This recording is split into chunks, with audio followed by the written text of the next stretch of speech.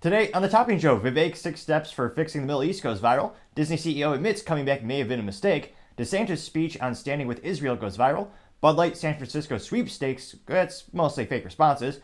GM and Stellantis both announced additional layoffs due to the ongoing strike with the UAW. Mercedes EV production is ever increasing. Burger King is rolling out a new remodeling of their stores. And CNN is caught making fake news, this time a fake attack video in Israel. All that, much more on the Topping Show.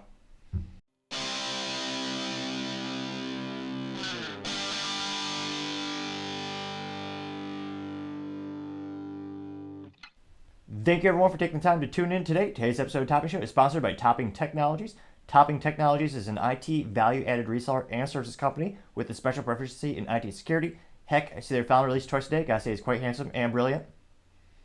He's me, you see, that's the joke. If you're an IT leader or business owner, you can reach the team at sales@toppingtechnologies.com. Also, I have a fun little promo going on for that month of October. Giving away, if you spend $37K, you get a 37mm flare launcher, and yes, you can mount it to an AR-15, like all awesome accessories can be. Lastly, for the intro, trying to get to 4,000 subscribers by the end of October, so if you can click that button, I would greatly appreciate it. Now, going over to the business part of the podcast, you have General Motors announcing more layoffs due to the ongoing strike with the United Auto Workers. This coming after the UAW wanted just a mere $80 to $100 billion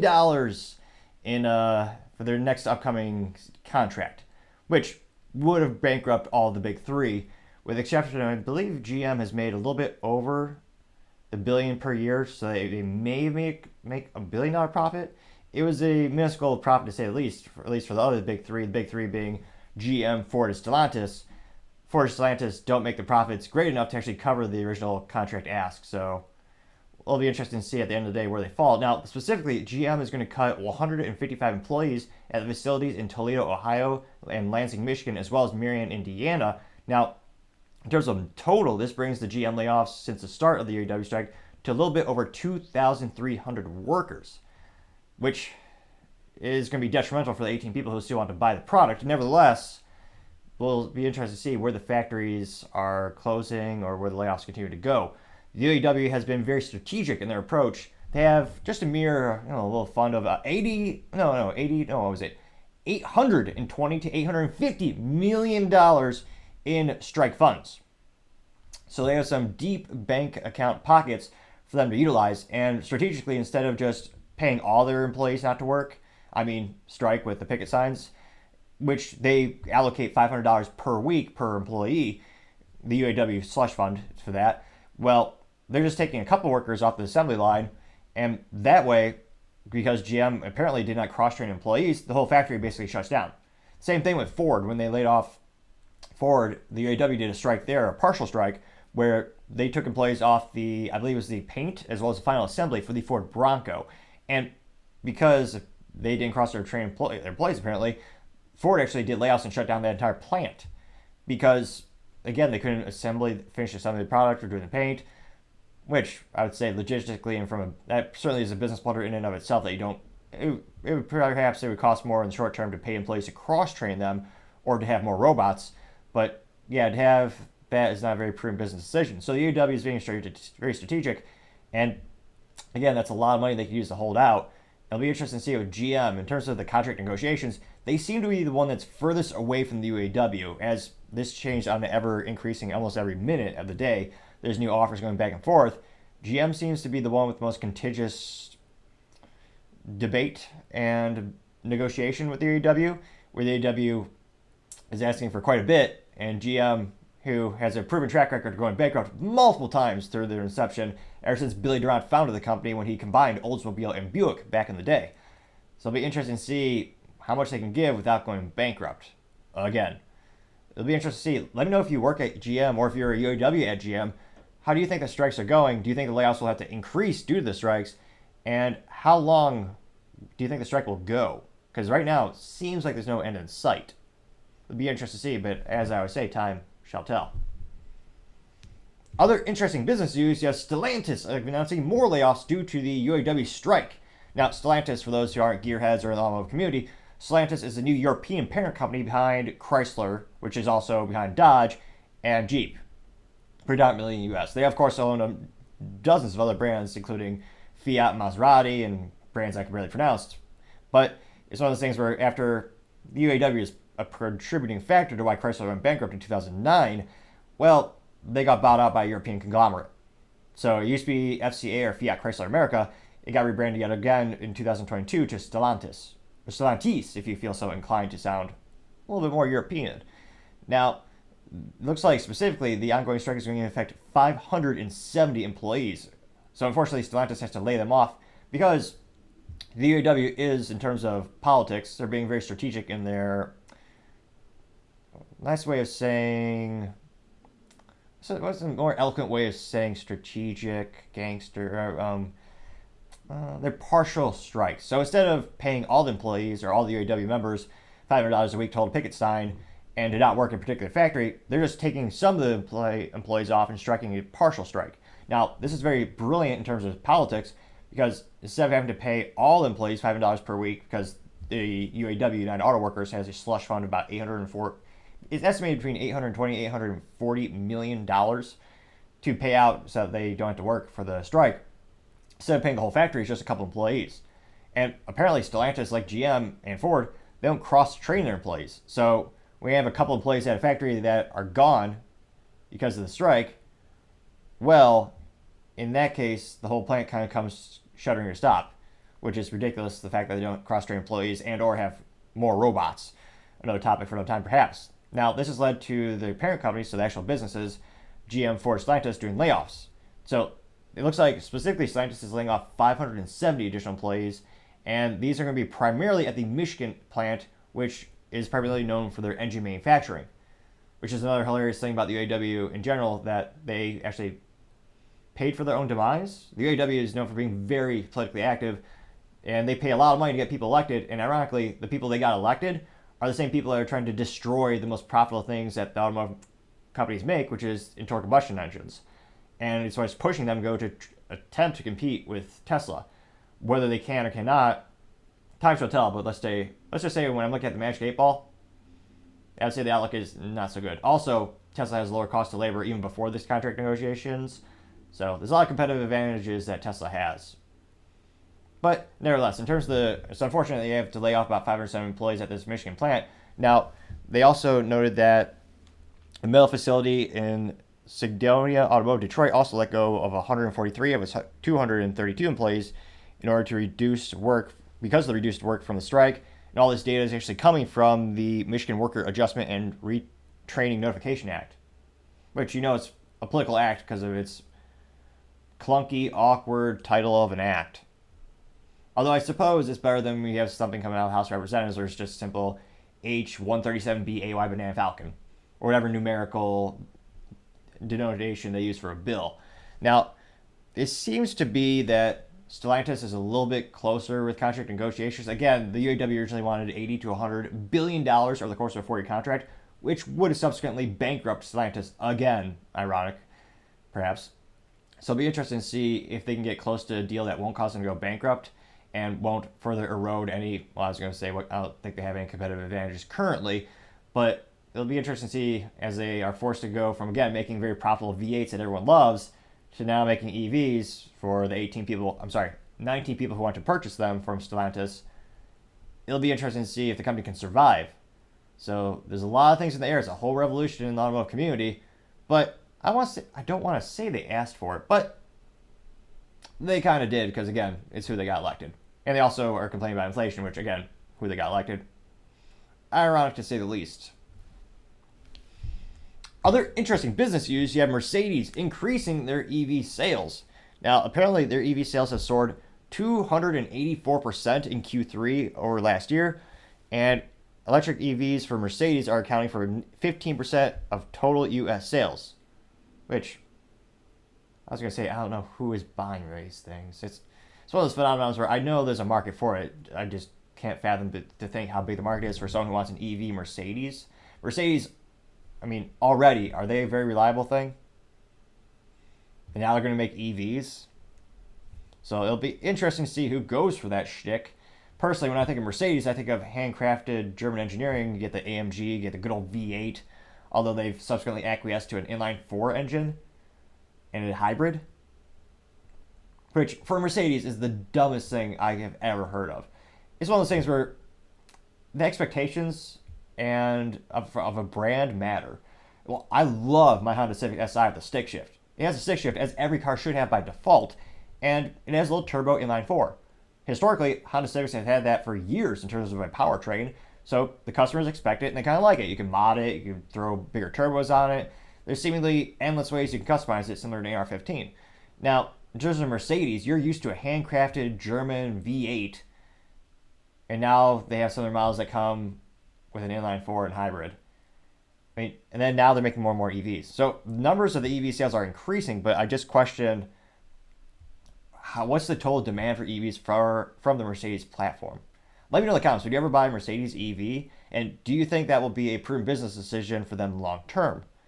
Now, in terms of the specifics, it looks like Mercedes sold 10,423 EVs between July and September 2023.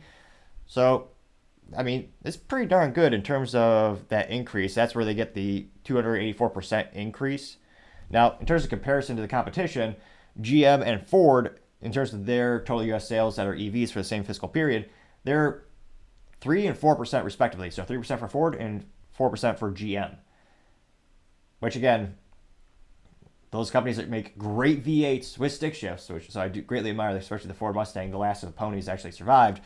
It'll be interesting to see what do the consumers think about these companies pivoting from their core competencies to a whole realm of basically technology, as an EV is a glorified computer on wheels.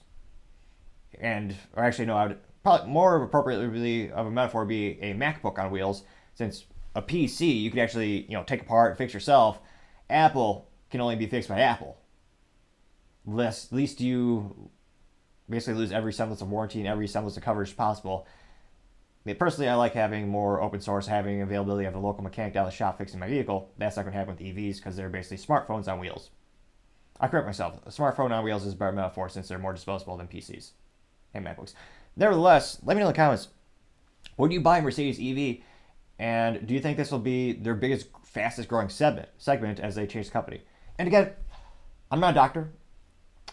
I am not sure. But if you click the subscribe button, it may cure my stuttering. It's not like a 100% guarantee. I'm just saying it's an idea and it may work. Who knows? It very well might. Other interesting business news, you have Burger King remodeling begins, and they're calling it Sizzle. Appropriately enough. Now, granted, I'm an adult, so I haven't stepped inside a Burger King for a couple decades. I think of Burger King as a great place if you want if you want actually a microwaved hamburger for a lower price point, I suppose. It used to be a thing, I suppose, when I was in middle school and high school. I think that was the last time I stepped foot in one of those. And even back then, they kind of seemed on the downfall in terms of the trend of how many locations they had and the customer service. And in terms of Burger King lately, they've had a little bit of a PR snafu where we should have already known this because it's a king. Kings don't agree with the Constitution or Bill of Rights or freedom of speech. But lately, Burger King actually pulled their sponsorships from Rumble, specifically because Rumble, the video platform, refused to demonetize Russell Brand, who has a couple accusations against him. No filings in court as of recording this episode. And so there's no official charges against him. He's never actually been proven anything in court. But the whole media wants him canceled. And YouTube immediately demonetized his channel. But the big British government actually came over to Rumble and tried to bully them, saying, "Hey, you better get rid of this gentleman's ability to make a living." Even though nothing's been proven in court, no official accusation, no charges are filed, but we still want to, seems oddly reminiscent of 1984, unfortunately, a book that has become more and more of a reality and of the dystopian modern era we sometimes live in. But Burger King, just at the simple accusations, they decided to pull funding off the platform. So a lot of people aren't happy with the brand because of that, because of course it just feeds into the modern era or the modern theme of instead of you're innocent until proven guilty, it's the inverse. You're guilty until proven innocent, which many people would say is the antithesis of the American dream and the American foundation and values for all 18 people who still believe in them, me, myself, and I being one of them. Hopefully more people adopt the original mindset of the founding fathers, but I moderately digress. When it comes to the Burger King, the stores, I'm not saying there's dead bodies when I was a kid. Well, there might have been. There was a pit, a little play, what do you call it, a ball pit And Lord only knows what's at the bottom of those pits. But even when I was growing up, the stores are usually pretty dirty, grimy. I mean, let's just say in terms of the 5-second rule on the floor for the people who believe in that weird thing, it certainly did not apply in that case. Now, the new concept called the Sizzle, they're a little late to the game. So all the other major competitors in the fast food industry, they've been remodeling their stores for quite some time, giving them obviously a more modern feel. I think the only company that's slightly slower, about the same pace as Burger King, is Subway, and Lord knows their sales have been going down to basically nothing.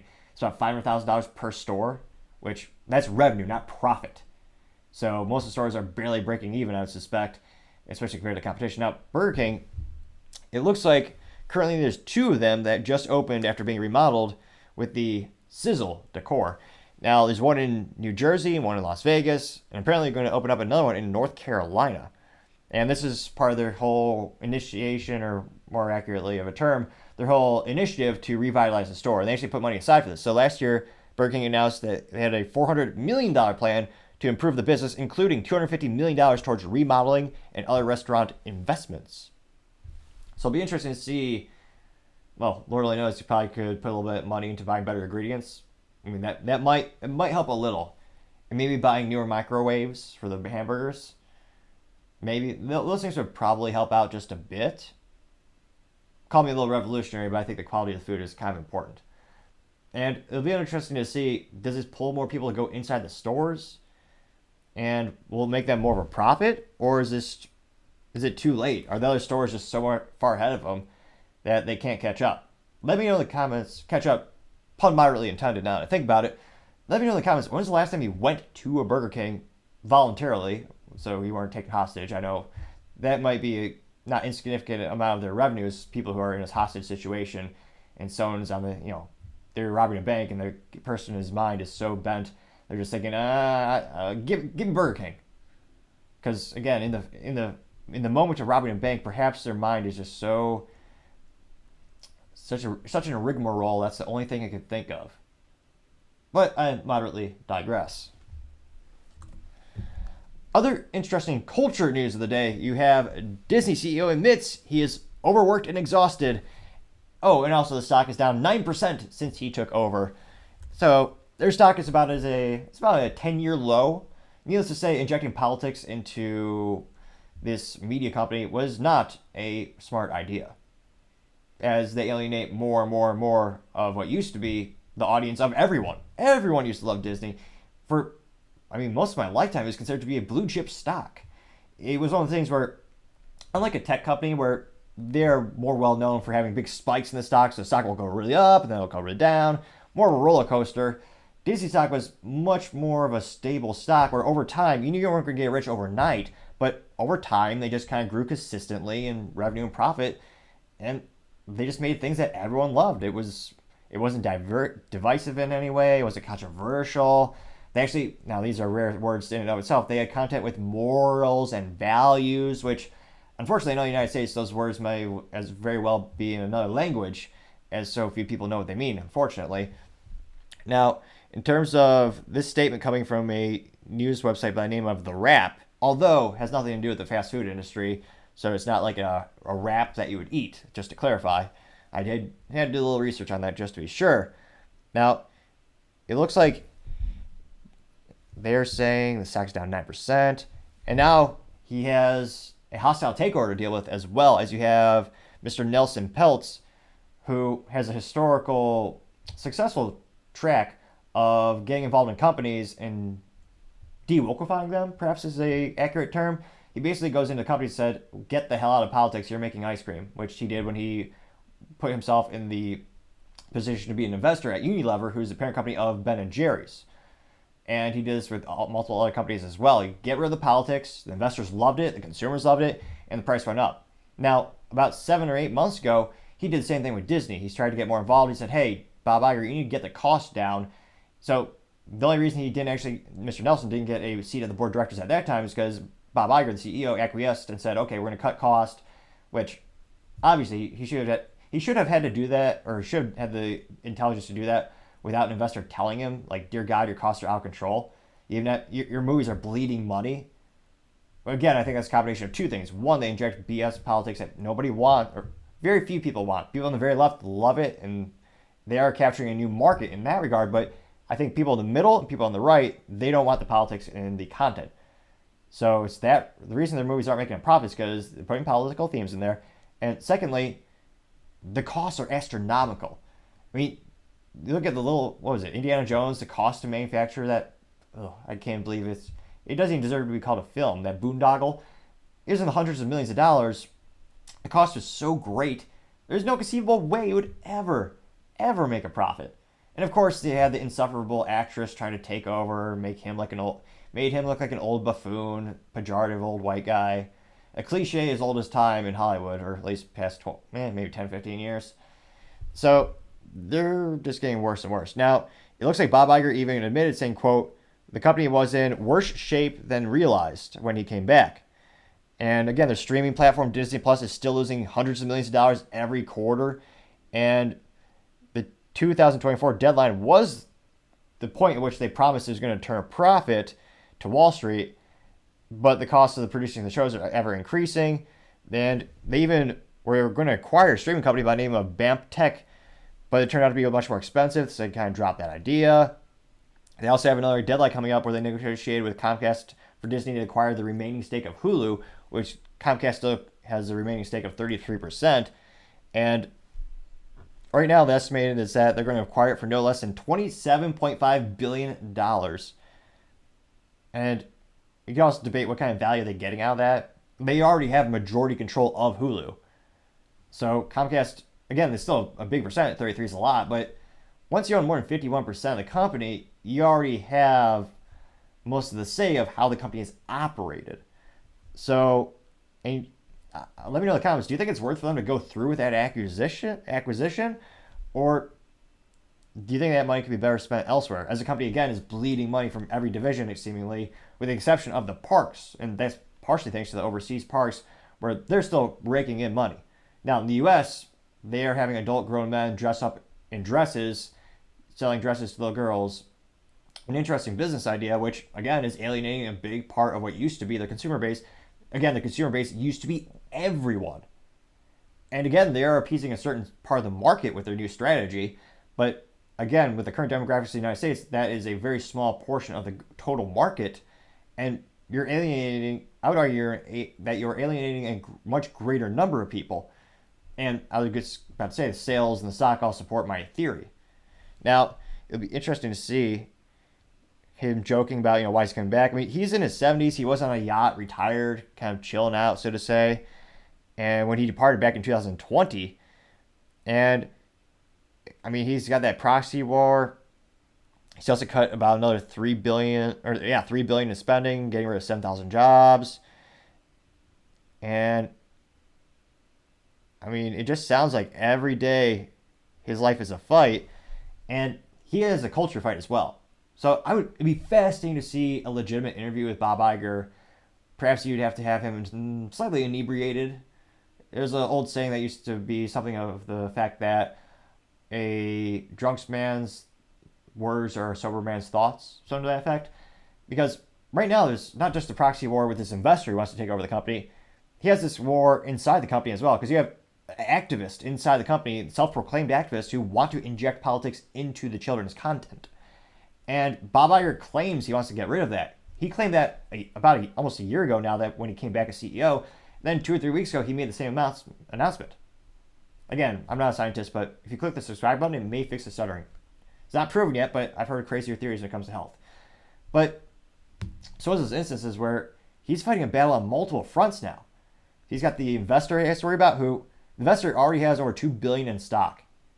And this investor, Nelson, he's just going to keep increasing that. He's going to get some seats at the board of directors. He was originally just wanting one. He's fighting for multiple seats now. And again, in terms of politics and businesses, getting a seat at board of directors is a big deal. And that could very well be a way to fix the company, but so he's got that fight going on. And he has the internal employees who they love putting the political stuff into the content. The number of those employees are just exponential, or so it seems. The only way I could conceivably see Disney being saved at this point is if the investor takes over, fires Bob Iger, takes over as CEO perhaps, and fires basically every single damn employee who politics in the content. And then promise the investors, say, before we release any content, whether it be a film or an animation or anything like that, I'm going to personally inspect and watch it to ensure there's no politics in this film, thereby addressing and going after the whole market, which would also long-term would increase their sales. I know some people are boycotting Disney just on their principles right now. That might be a way to win those customers back. And again, I was about to say there's no simple answers, but those kind of sound pretty simple in terms of concepts that you can use to fix the company. Now, the only question is, how much is it going to cost? How much time is it going to take? Because again, firing and hiring people, depending on how bureaucratic the company is, that could take years, as ridiculous as that sounds. So let me know in the comments, do you think, he sounds like, Bob Iger, he sounds like he's regretting coming back. He's fighting a battle on multiple fronts. Maybe do you think he'll retire? I mean, it seems like most of his career has been at Disney. Interestingly enough, he built Disney up quite well in terms of before he left and subsequently gave the CEO reins to his protege, Bob Chapek.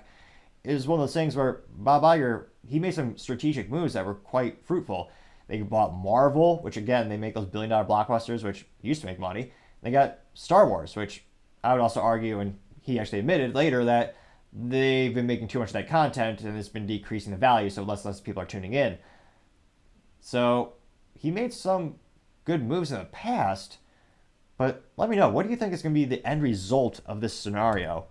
It'll be interesting to see. And when it comes to that little mouse at Disney, it seems to be on life support. What is it going to take to save Mickey? And I'm not sure. I might have to look into this. They might have already banned Minnie because it's too controversial. Tomorrow might just be 2 Mickeys. I don't know. So much uncertainty with the company. It's hard to say what they'll do for the next PR move.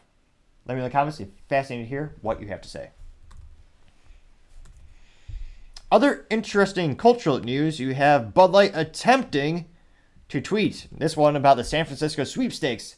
And of course, as usual, you have mostly fake responses. And I was going to say, let's see here. There might be one or two. Might be. That's what we're going to investigate today, right here and right now.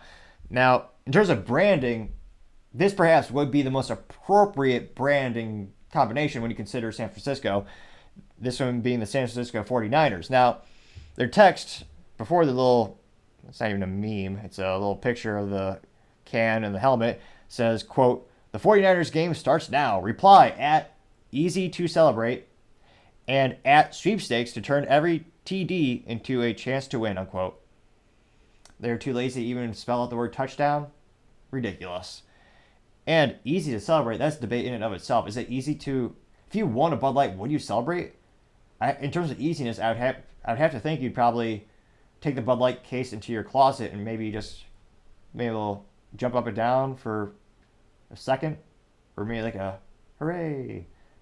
Like, I don't see anyone bombastically being excited to win this product. I mean, there's only 9 uses for Bud Light. Previously, we discussed if you won the case of Bud Light, again, a good example of being a winner or loser at the same time, you could use it for ballast if you're into hot air ballooning. And instead of having sandbags, you just have cases of Bud Light outside of your little hot air balloon. If you need to go up, you just cut the rope and let the Bud Light fall to the ground. However, if the Bud Light case were to hit someone in the head, it might be bad for the health. However, not as bad as ingesting the product, I would guess. Now, in terms of the 10th use case for what would I do, or what would someone do if they were to win a case of Bud Light, I can't help but wonder, what would you do? You could certainly use it as a doorstop. That's probably one of the most popular responses. Thanks to the comics section, we actually did think of another one where if you have a water outage at your facility, you could use the Bud Light to fill up the reservoir in the toilet. So that way, if you had to use the facilities, you could flush it and be replenished with Bud Light. That way you could save money because you're not buying water, diluted water, to actually use that process. That seemed to be a very good, legitimate use case for it, and I appreciate that feedback to come up with that. I'm trying to think of what would be maybe the 10th use case if you're to win a case of Bud Light through this sweepstakes. It's one of those fascinating things. I thought my other suggestion would be you can maybe crush the cans and use it as kind of to fix the roads in the United States, which are always perpetually in disarray, I would argue, because they're designed to be almost disposable. The public sector likes job guarantees. So you could perhaps fill potholes with aluminum cans that used to be Bud Light. But if you won a case of Bud Light, it would perhaps be against the Geneva Convention. We use it for torture in terms of you have some prisoners of war, you just force them to drink the Bud Light. I'm not again. That may be violated of American values because we are against cruel and unusual punishment in most cases. So, unfortunately, I don't think that would be an appropriate use case for it at the moment. But if I want a case of Bud Light, what would I possibly use it for? Perhaps as a coolant for a vehicle. That perhaps might be one. There's gotta be something on the tip of my tongue. If I want a case of Bud Light, you could. I don't recommend this, but if you live in New Jersey or California, where guns are basically banned, you could use Bud Light as a weapon. You could use it as a blunt object, or if you were to throw Bud Light, and I don't recommend this, if you were to throw Bud Light at someone, they'd be so revolted by the sight of the product and so scared of accidentally having it hit them and break open, in which they might actually ingest the product. If you threw a case or a can of Bud Light at someone breaking into your home, they may very well run away because of the risk of possibly accidentally ingesting the product. I think that might be use case number 10 of what would you do if you wanted a case of Bud Light. Let me know in the comments, what would you do if you were to win that case of Bud Light with these sweepstakes, as they have a futile attempt to try to win back what remaining customers they have, without, again, addressing the 800-pound elephant in the room, or in this case, the 800-pound cross-dressing parade. I don't know. I can't really describe it without getting banned on the YouTube. They're doing many interesting sponsorships these days. Now, this little tweet, and again, they have a picture of the Bud Light can with the NFL logo slapped right onto the can, so you know is the official beer of the NFL, which, again, that means they have money.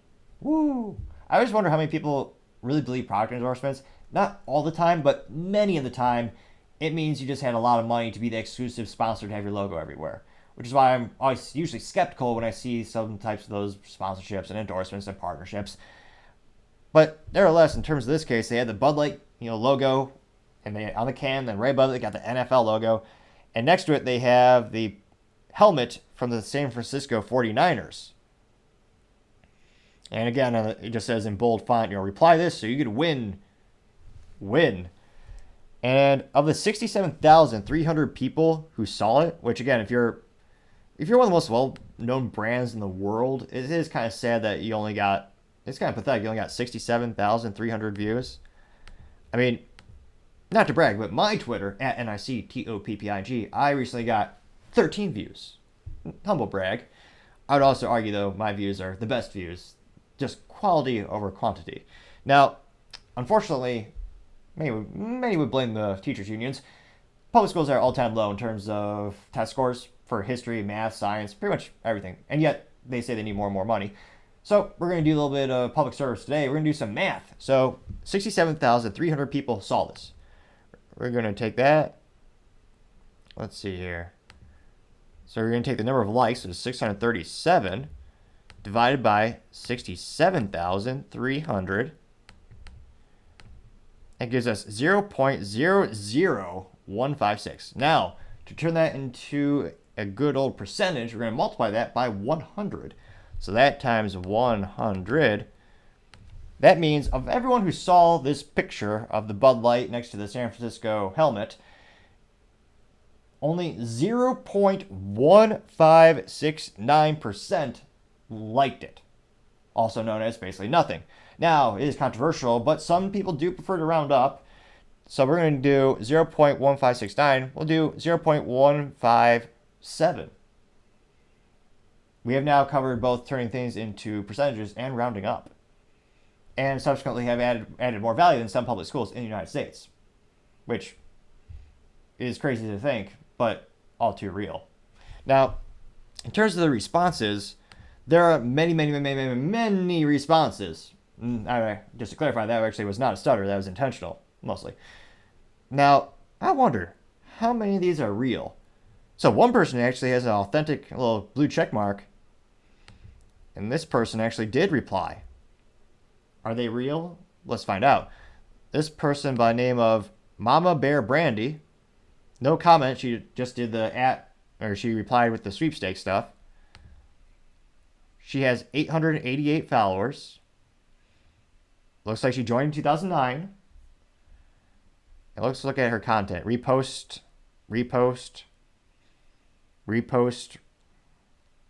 for sweepstakes, repost for sweepstakes.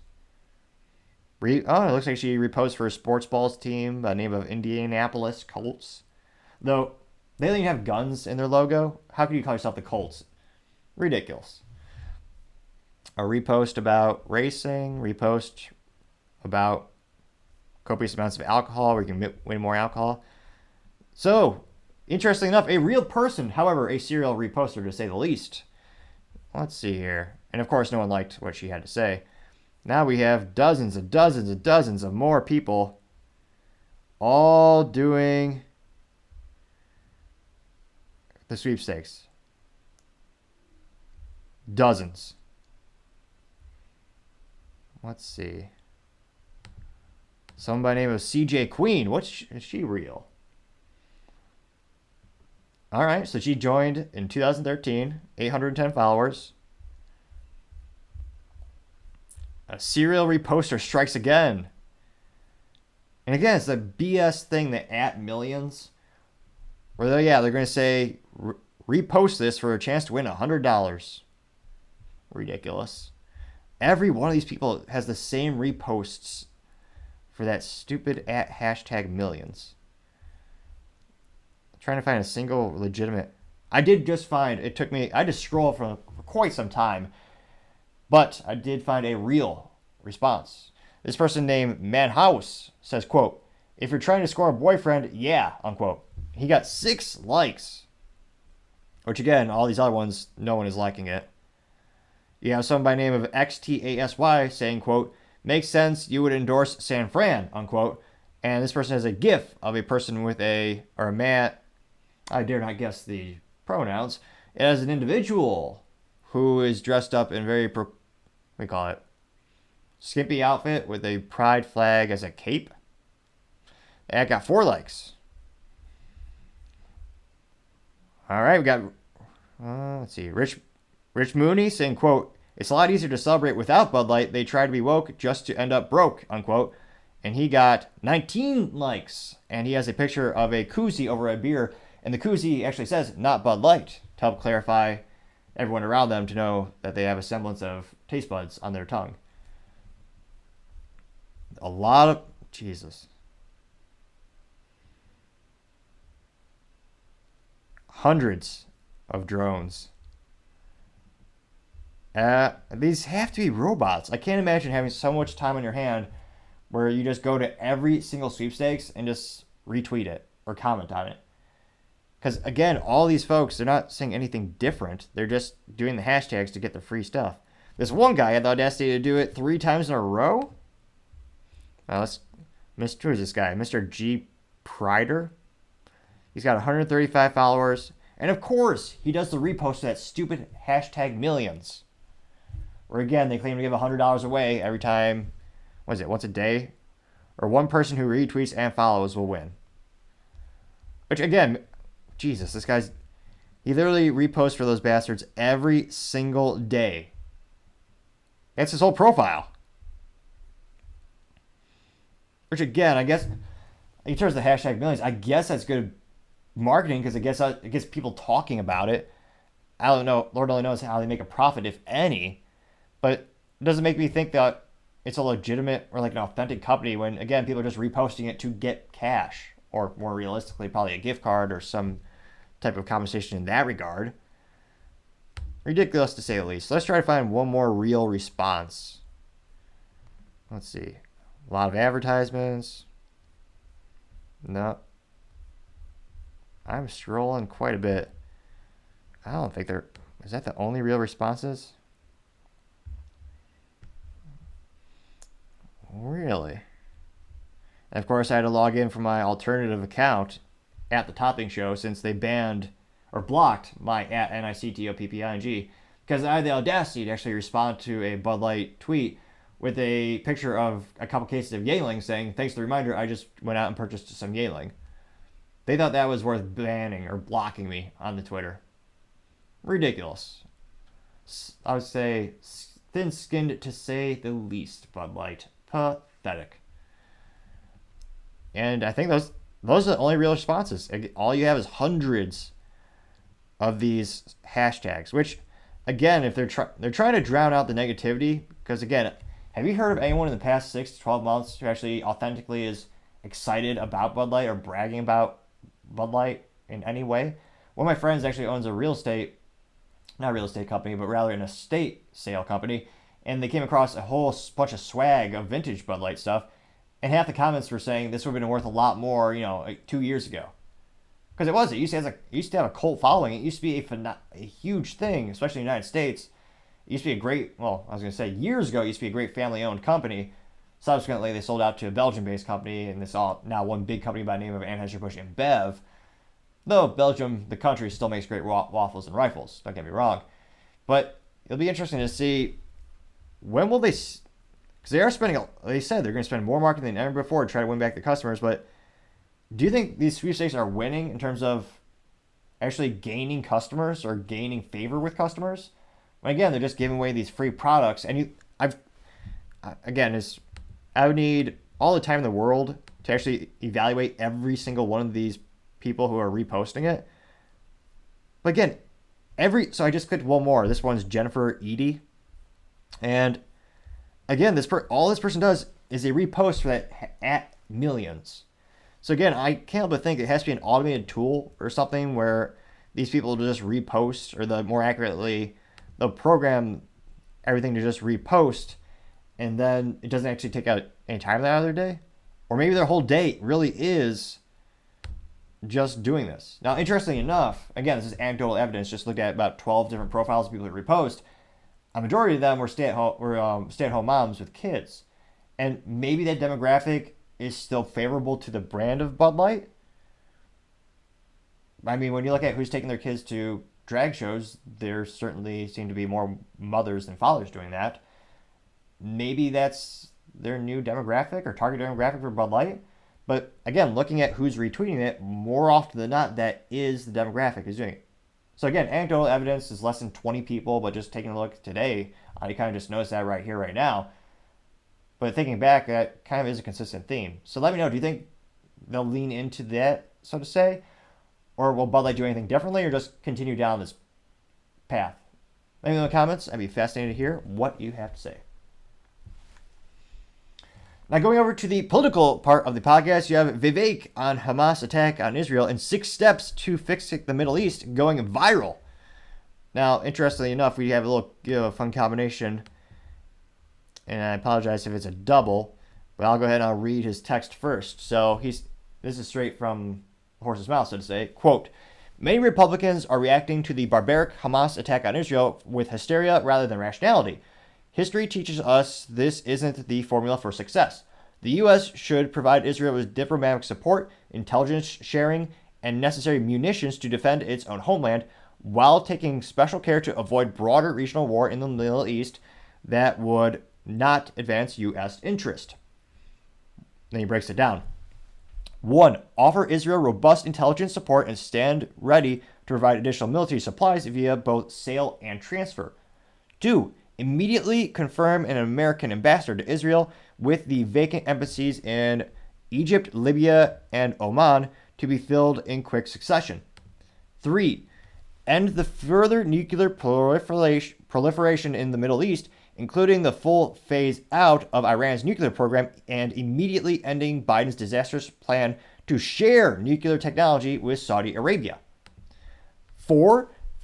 Fast-track the deportation of any resident aliens who have served with Hamas or Palestine Islamic Jihad, including extradition to Israel, custody where appropriate. 5. Work with Israel to identify countries willing to accept peaceful Palestinians who wish to escape the pressures of Hamas and facilitate their emigration. 6. Warn the UN of consequences if its historic pattern of drawing false equivalence between Israel and the terrorists who it targets continues. Unquote. And it looks like, again, within a day, it's already got 500,000 views, which, not to brag, but my last YouTube video did get 25 views. Humble brag. And it looks like he also dialed into Glenn Beck, so we'll go ahead and I appreciate your patience as we try to find the picture-in-picture software for production. I've tried a couple out, but keep having errors, unfortunately, with my camera. So if you have alternatives, I greatly appreciate the feedback if you leave it in the comment section as well. So without further ado, we'll go ahead and attempt to play the clip with Glenn Beck and Vivek. I can't imagine Hamas doing what they've already done, but now they're saying they're going to execute people on social media. If Israel continues to go in, Israel is not going to stop. We haven't heard from the president really at all on this subject. He's supposed to speak sometime before Nappy Nap and tell us, I guess, what his plan is. What would your plan be, Vivek Ramaswamy, if you were president, to deal with the hostages? So look, as U.S. president, a part of the America First agenda to me, Glenn, is it includes all Americans, no American left behind. So we will prioritize getting those American hostages out of there. And the limited circumstance in which we would use U.S. resources directly to do it is to recover our own hostages if that's what's actually necessary, special forces or otherwise, for American hostages. That's what the America First agenda is all about. The U.S. president needs to look after the interests of Americans. But broadly speaking, the other way we advance American interests here is let Israel make the decisions it needs to make to defend its own borders while avoiding full-scale all-out war in the Middle East. And I think there's not enough times I can say that at a time like this, when people have made our worst decisions in our foreign policy disasters in history, it's as a knee-jerk reaction to something legitimately bad that was done by a terrorist on the other side. This is especially the moment to be really clear about our principles for why we're doing what we're doing. And so that's how I would lead. Okay, we have 90 seconds left, and I want to talk to you about the number of people that have been arrested on the FBI's terror watch list. We have about 250 of them, 275 of them, that we have caught since the beginning of the Biden administration. That's not the ones we didn't catch. Are you worried at all about these possible terrorist cells that are here coming across from our border, and how would you solve that? I'm very worried about it, Glenn. I think it's a real concern. Just a few days ago, I was at the northern border where nobody else has actually visited, and that is wide open. To call that porous is an understatement. That's where the next frontier is going. A Brazilian ex-military murderer has come in through, who caught in northern New Hampshire and otherwise. This is a great risk. So seal the border, use our military to do it. But for the people who are already here, I would fast-track the deportation of anybody who's in this country who has served or been affiliated with Hamas or the Palestinian Islamic Jihad or otherwise, including extradition to Israeli custody where that's appropriate in light of this crisis. And for the rest of them, get them the heck out and put them through our own justice system, bringing the highest penalties of the highest order while sealing our border. That is how we actually drive this change. And the best border policy of all is stop making it so easy to get into this country by abuse of our asylum laws. It's going to take a president with the spine to lead that way, but the good news, Glenn, is that this is a solvable problem. The country that put a man on the moon, yes, this is a logistically solvable problem. This is just a question of political will. And I do think it will take somebody with a spine as an outsider, understanding that we are in the middle of this dangerous approach to war right here on our home turf, to be able to put that to an end. Vivek, thank you very much. Pretty compelling. So, I wonder, do you think the comments will be positive, negative, 50-50? Let's find out and dive on in. Now, of the 506,000 people who tuned into that, about 2,115 liked it. So, not the best ratio.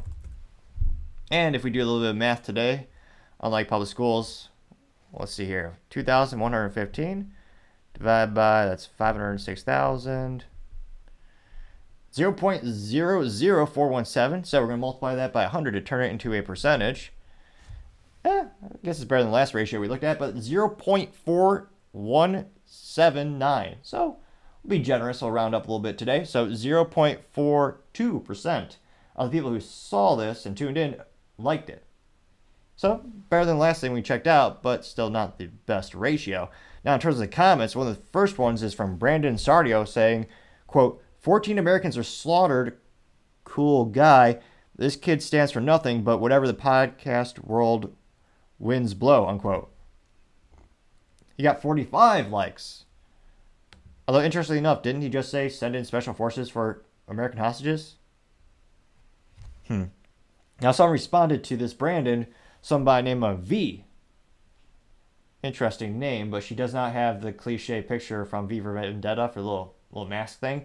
So she does not win the marketing award today. Perhaps we should do a marketing award every day? Let me know. That might be an interesting idea.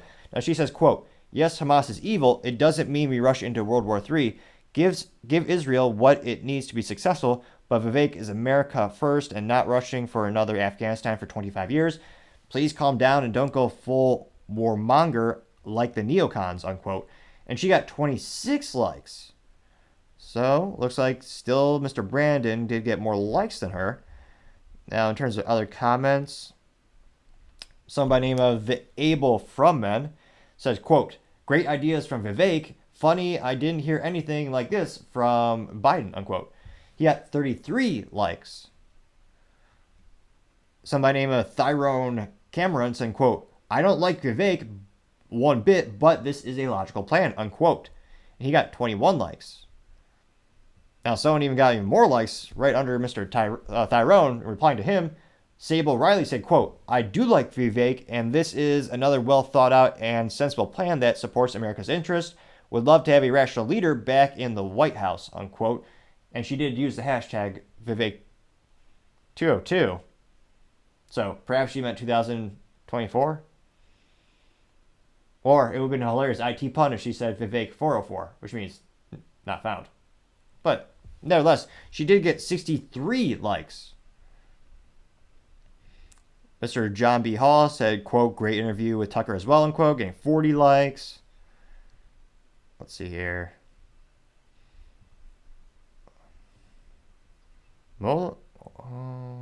Mostly positive. Let's see, 90. Okay, we're getting some pejorative or negative things in here. Okay, Mr. Justin Dockendorf said, quote, you're winning me over, sir, unquote, got 4. But the person below this person, I'm going to guess, Miss Nancy Sell said, quote, the voice of no experience pipes up again, unquote. She got 62 likes. Now, someone did attempt to ratio her with a response to her comment. Mr. Thomas Nova said, quote, the whole experience seems to do is create more war. And to be honest, I think that's what you guys really want, unquote. He got 20 likes. Let's see. So a lot of people saying well said. A lot of people saying all America. The grammar is lacking to say the least. But someone literally said America should stand with Israel, unquote. And got 16 likes, despite the grammar faux pas. Someone by the name of AI says, quote, sensibility rare in this day and age, unfortunately, unquote. Got 34 likes. So we do have a couple of pejorative or negative responses against Vivek, but it looks like overall, mostly supportive for him and his ideas. So, as a youth might say, he was not ratioed, so to say. It'll be interesting to see how this favorability maybe goes when it comes to the actual polls and getting the votes out. Of course, when it comes to those things, time shall tell. Other interesting political news, you have Ron DeSantis' speech on standing with Israel going viral. Well, moderately so. Now, this comes actually on the good old Twitter, and this actually comes directly from his profile, which a lot of the content usually comes from the DeSantis War Room. And I'd say for him, this is pretty viral. This got 268,000 views, when a lot of his responses are usually, I would say, like 60 to 80, 90,000. And then, of course, you have outliers. Maybe once a week they'll go up. And then, of course, sometimes they'll go even lower. So pretty good. And then he does have a little bit of text before his little speech. And he says, quote, Florida is standing with Israel and taking action to expand sanctions against the Iranian regime. I urge the federal government to follow suit and get rid of the delusion that you can make deals with Iranian mullahs without funding terrorism, unquote. And again, I appreciate your patience as we try to find a good software for picture-in-picture production. I've seen a couple of posts where I'm trying to get something that's simple, easy to use, so that we can just have the video where it goes right above my shoulder, ideally somewhere over there. So if you have suggestions, I greatly appreciate your comments, because that's how we make the show better and better together. And without further ado, again, he has a little nice podium that says "Stand with Israel" and "Sanction Iran" under it. I would say marketing B minus. Should have, I don't know. I feel like the podium little placard in front could have incorporated like the Israeli flag. If that seems to be his position, why not? Well, I'll let you choose for yourself. I'll include a little thumbnail. If you're watching this as a highlight, it'll be the thumbnail of the video. It's not easy. You're always under siege in one way or another. But I think the spirit of saying that we lost our homeland before, we're never losing our homeland again, that's the spirit that's going to bring the people of Israel through a very trying time. And for us in Florida to be standing with them is very important. For us to be taking actions that'll actually have an impact is even more important. And I hope other states follow. And I hope the federal government follows suit and gets rid of this delusion that you can somehow play footsie with the Iranian mullahs. Put them in their place. Do not let them get any money flowing into their coffers, because you know that that's going to turn around and be used to fund terrorism against Israel and against our allies. So interesting. Let's see. Do you think the comments will be mostly agree, mostly disagree, roasting him, praising him? Time shall tell, and that time is right now as we dive in. Now, one of the top responses is from Cecilia saying, quote, "Sadly, I fear we don't see the correct actions taken until January 2025 when you're in the White House yourself," unquote. She got 17 likes. Pretty good. Someone by the name of Neanderthal said, quote, "DeSantis on Morning Joe. I've always supported from the time I was a congressman the strongest turning of the screws on Iran," unquote. And she has a little meme that says, or a little gif that says "never back down." She got 26 likes. Let's see here. Someone by the name of Red Wave Press. And again, I'm no doctor or scientist. However, if you click the subscribe button, it may help with the stuttering. It seems as if my use of the stuttering, or that hindrance, has decreased lately as the subscribers count has gone up. It may very well be the cure no one's ever thought of all along. So if you can click that button, I would greatly appreciate it.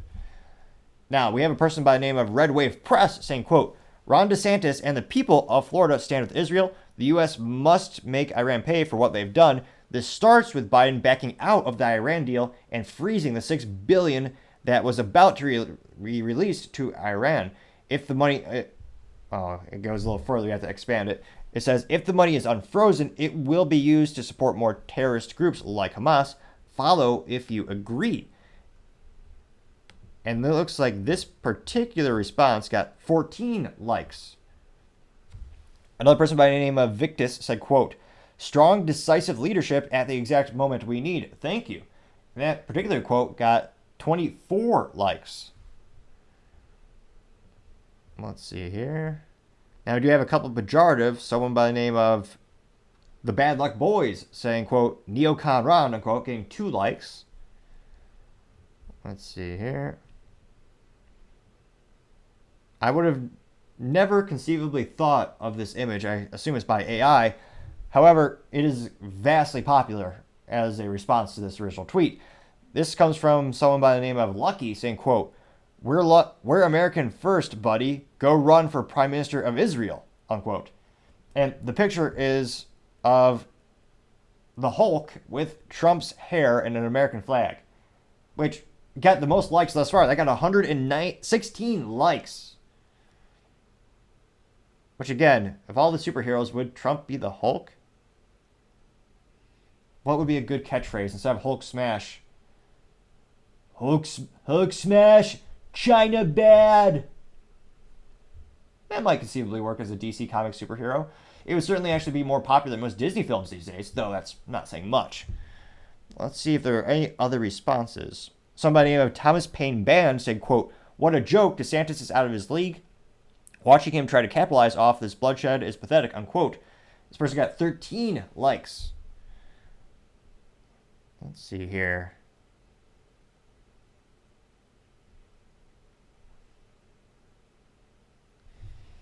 Someone by the name of Alexander Shepard said, quote, "What good does it do for Israel for Florida," quote, "one state, to support them? You don't supply them weapons or money, do you?" unquote.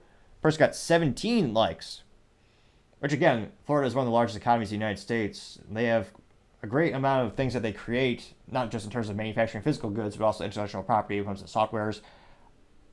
That would be interesting to see what specific goods and services were most popular being exported to those areas. In addition to seeing if this is also more of a, as some might say, a virtue signal or a political action. It would be fascinating to see the actual fiscal impact of what businesses are currently or were currently saying products, goods, and services over there. Let me know if you know of any that you could think of off the cuff. Let me see here. Somebody named Statistic XI said, quote, hopefully the federal government follows suit and takes decisive action, unquote, getting 7 likes. You have another pejorative response. Somebody named Ben saying, quote, every Floridian is ashamed of Iran. We all stand with Palestine. That person got 18 likes. Although, statistically speaking, I would say majority of Floridians or voting Floridians support Ron in general because they've elected him twice now. But it'll be interesting to see if this specific topic decreases his favorability or maybe it propels him to become more popular. And as I scroll down, I want to say it's mostly supportive. Somebody named Mariana saying, quote, thank you, I have a family in Israel, getting 6 likes. Let's see here. Yeah, I'd say about 60% support DeSantis, at least in the comments section from this anecdotal experience. And then a lot of them, a lot of people are, again, 40% are kind of pejorative. Let me know in the comments, do you think this is and you're seeing it, all politicians, this has become a very polarizing topic. You're seeing a lot of politicians come out, of course, giving their opinions, which is good because you want to know where they stand if you want to vote accordingly, whether you do or do not believe in these topics. But it is interesting to see, in terms of what we've seen thus far as I can tell, Vivek is the only one saying not to go all in, so to say, when it comes to ramping up the situation. I'm not saying one course of action is or is not appropriate. It is interesting to see DeSantis. I'm actually surprised he's not more, what's a nice way of saying aggressive? I'm surprised he's not more aggressive in his response, because in the United States, I think more people than not agree with the idea that the United States stands for defending those who can't defend themselves. Now, granted, Israel is a very successful economic country. They have a very rich culture. They have a very long-standing history of being able to defend themselves on their own. But because of the innocents who have unfortunately passed through the situation, including women and children, as far as actually more politicians aren't more bombastic in their approach and saying we need to send in the whole U.S. military force. So it'd be interesting to see if this is a big issue going into the 2024 election cycle. Are more people going to take more controversial stances? It'll be interesting to see. Let me know in the comments, what do you think will happen when it comes to this particular issue? And will it be, a lot of people, in terms of what they vote for, a lot of people are known as one-issue voters, where they will vote on an issue. Traditionally, there are a lot of hot topics where you got abortion and gun rights being some of the things that are known for being single-issue voter topics. Do you think this will be one of those topics for 2024? It'll be interesting to see, but as I always usually say, time shall tell. Now, going on to the business blunder of the day, you have CNN caught making fake attack in Israel, so they have more material. Now, this shouldn't actually be breaking news because it's CNN. How much of it is really real to begin with? However, this was so hilariously bad, it went more than viral. Within literally 48 hours, it's got 20 million views. And this particular, I'm looking on the Twitter, or now called the X. Let me know, do you really call it the X, or what do you call it personally? But this comes from the Daily Loud. And this person says, quote, CNN's Clarissa Ward taking cover in a ditch amid a, quote, massive barrage of rockets near Israel-Gaza border. And I was going to say, if you know a good software for picture-in-picture, I'd greatly appreciate it. I'm still evaluating a couple solutions. And unfortunately, I keep having technical issues. I don't know if it's because the camera is newer and there's not the drivers set up for it yet. But if you do have suggestions, I appreciate the feedback in the comment section. Now, I'll go ahead and play this video, and it is pretty comical in terms of, if you think of a war zone, even if you've never been to the war zone or never been to the sandbox, there's certain things that just logically, just if you think about it, do or do not make sense. And again, just seeing this video, and again, I'll play it in a second, but the very first image you see is a lady reporter, and of course, she has perfect makeup on. She isn't wearing a helmet because you have to see her hair. Now, would you go to a war zone without a helmet? Would that make any conceivable sense? If you have shrapnel and bombs going off around you, would you really care about your hair day? Now, granted, some of us are just born with darn near perfect hair, just naturally. And perhaps she thought she could not bear to suffer by putting a helmet over her noggin to protect the 18 brain cells she has. I was being exaggerated. Maybe 19 brain cells, to be accurate. But yeah, she has perfect makeup and no helmet in a war zone. Okay, let's play this. And again, this is not from the Babylon Bee. This isn't supposed to be parody. But as we watch it, I think it's pretty self-revealing how inaccurate and hilarious it is. Clarissa is on the ground right now. Clarissa, tell us what's happening. Stand by. Hi, John. So forgive me. It's like she's pretending to be breathing hard and not a drop of sweat on her. Even if you're in really good shape, you tend to sweat if you're in a very hostile environment. If you're running around in a war zone, one would think you'd be on edge, so to say. Heart's probably beating a little bit quicker than usual. But no, she's just kind of like she's as relaxed as just sitting on the couch. I was about to say watching CNN, but that might actually put you into a comatose, depending on how many brain cells you lose watching that. But nevertheless. Slightly unelegant position, but we have just had a massive barrage of rockets coming in here, not too far from us. So we have had to take shelter here by the roadside. We're just about 5 minutes away. Gaza is in that direction. We can hear now a lot of jets in the sky. We could also hear the Iron Dome intercepting a number of those rockets as they were whizzing overhead and making impact in that direction, not too far from here. We came to this location because this was ground zero for this entire operation of carnage. Hamas militants came on a pickup truck. This was the first place where they breached that border wall, and they basically drove down this strip, just spraying lead wherever they went. We saw, in fact, I was just grabbing it before that happened and we had to hit the deck, but heavy weaponry being used. It's saying we can get up now. Where are we moving to? Sorry, just 1 second, guys. Okay. Just come up and go this way and then... All right, so now I can show you the scene here. This is where those militants first came, opening up fire on... Looks like her nails are damn near perfect, too. Again, you're in a war zone. You don't have protective gloves. Interesting. All these vehicles.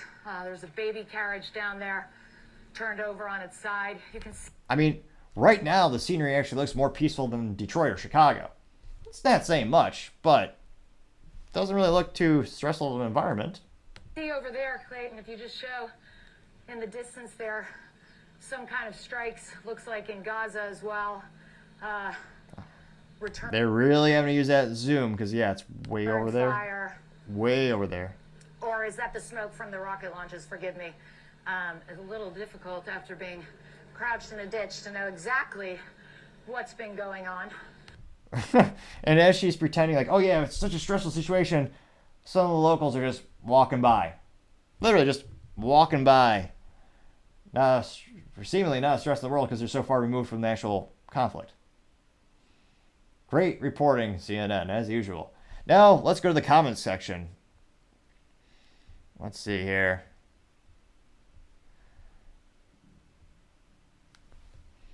A lot of Family Guy memes. Someone by the name of Jazzboy ESQ saying, quote, how much should they pay her, unquote, got 121 likes.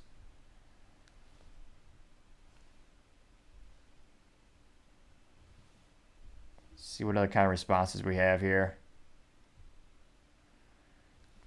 AMC to the moon. Although this person does get a C- for marketing, their logo wasn't the AMC stock symbol or the AMC logo. A little disappointed by this person. Nevertheless, Mr. AMC to the moon said, quote, Fake CNN back at it again, getting 1,099 likes. Not to brag, but I did get 2 likes on my recent post on the Twitter, at NICTOPPING. Somebody named Vikas saying, quote, "Where are they in Ukraine? Never saw CNN like this," unquote, getting 13 likes. Somebody named Ashik saying, quote, "That dude's just casually walking in t-shirts at the end, LOL. These guys are such drama whores," unquote. Got 147 likes. Somebody by name of Legacy Knapp saying, quote, "If I were a betting man, I'd bet this is fake and they're just laying on the ground for no reason," unquote. Hashtag CNN Classics. That person got 3,608 likes. And it was a breaking, I was going to say this really isn't a breaking story that CNN is being manipulative or not authentic. Years ago, they were actually caught faking things in Afghanistan where they were just on a green screen, but they're pretending to be on a helicopter, and many other instances like that. Trying to see if there's anything. Somebody by the name of Spy Shop South Africa saying, quote, "Clarissa looks remarkably fresh for someone laying in a ditch and dodging a massive barrage of rockets. Obviously ample time to do hair and makeup," unquote. Getting 333 likes.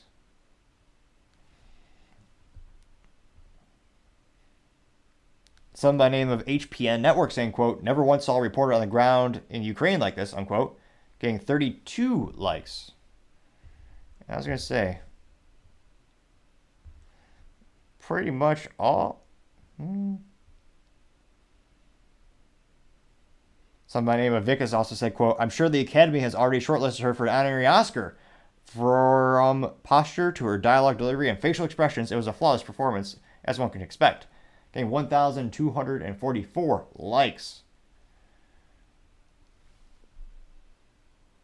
Baba said, quote, "Great acting. Love how they went from deep breathing, which one could assume implies action in close surrounding, only to then get up and ghost town wide around, LOL." Getting 296 likes.